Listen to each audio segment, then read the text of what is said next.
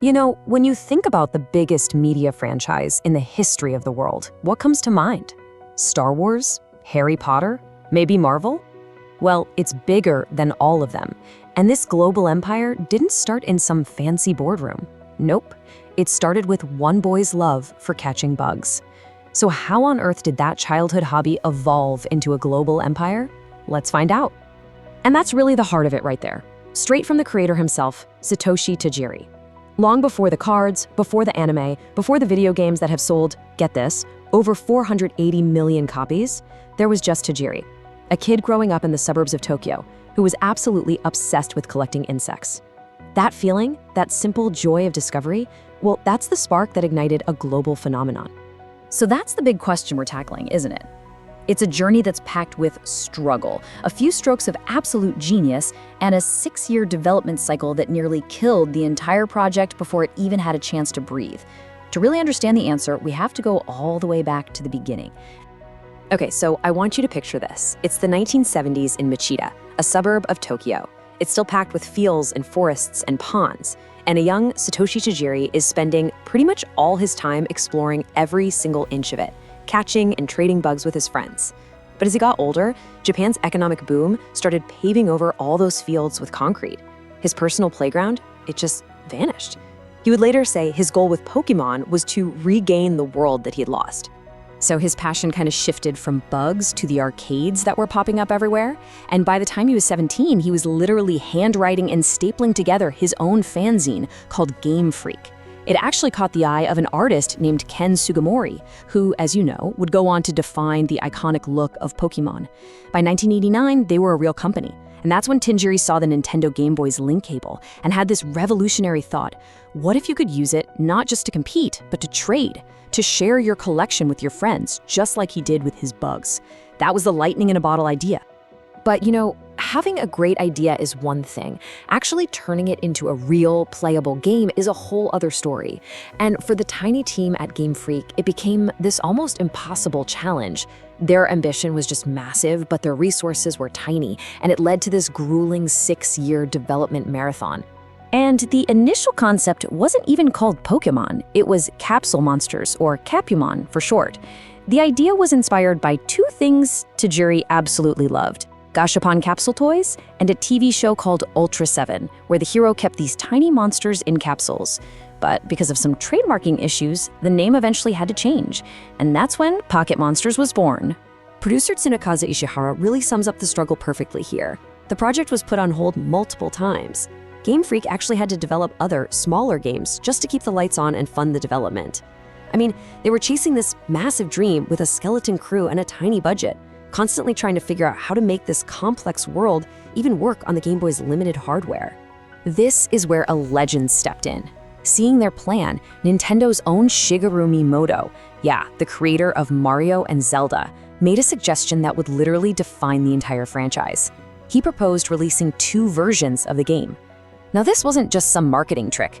It was an absolute stroke of genius. It baked Tajiri's original vision of social trading right into the game's core. To catch them all, you couldn't do it alone. You had to connect with someone else. So, after 6 long years of trial and error, the games were finally ready. But when they launched, there were no fireworks. The Game Boy was 7 years old at this point, basically ancient technology.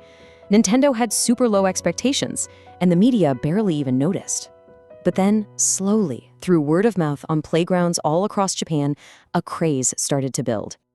You can just see how the momentum built. First, the games land in February '96, and they start gaining this cult following. Then, that October, the trading card game launches and becomes a massive instant hit. But the real rocket fuel? That was the anime in 1997. Ash and Pikachu's journey turned Pokémon from a popular game into a full-blown cultural obsession.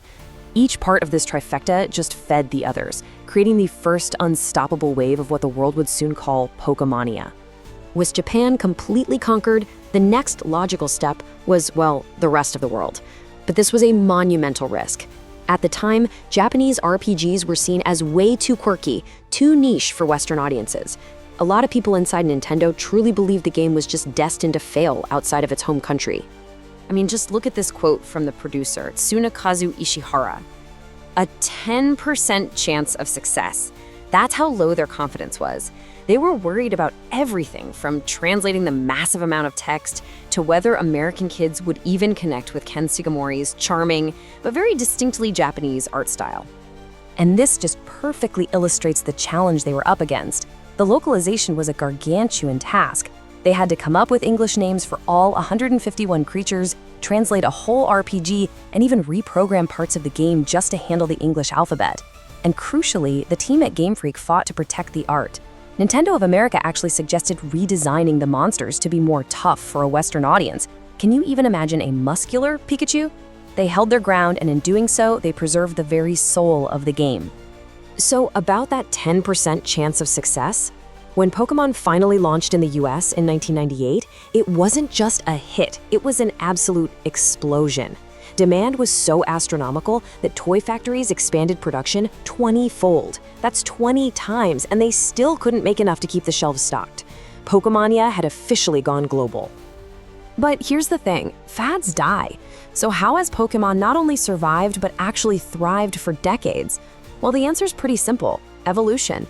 The franchise never stood still. It was constantly reinventing itself and growing right alongside its players and the technology they were using. And a key figure in that evolution was the late, great Satoru Iwata.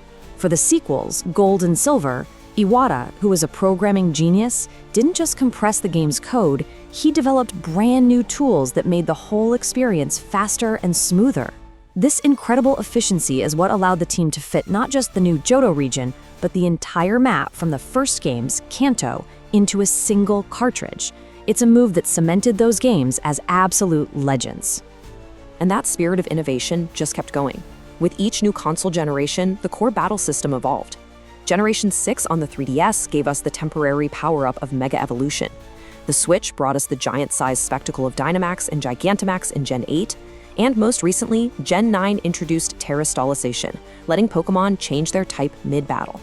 Each new mechanic just keeps the gameplay fresh and the strategy deep. Then, in 2016, something happened that I don't think anyone could have predicted. Pokémon didn't just have a comeback, it experienced a full-blown cultural rebirth, taking over the entire world in a way it really hadn't since the late 90s. And believe it or not, the whole thing started as a joke. In 2014, Google teamed up with Nintendo and the Pokémon Company for an April Fool's prank. It was called the Google Maps Pokémon Challenge, and it let people find Pokémon on their maps. It was a massive hit, and it got Satoru Iwata and Tsunekazu Ishihara thinking, what if this were real? And just like that, the prank became a plan.